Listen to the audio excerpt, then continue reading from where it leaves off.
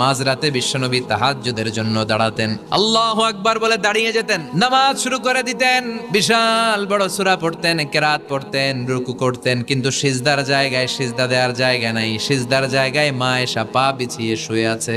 বুখারীর বর্ণনা, বিশ্বনবী সিজদায় যে হাত দিয়ে মা আয়েশার পায়ের মধ্যে চিমটি কাটতেন, মা আয়েশা বুঝতে পারতেন বিশ্বনবী এখন সিজদায় যাবে। সুবহানাল্লাহ পড়েন। মা আয়েশা বুঝতে পেরে পা দুইটা সরিয়ে নিতেন, বিশ্বনবী সিজদা দিতেন।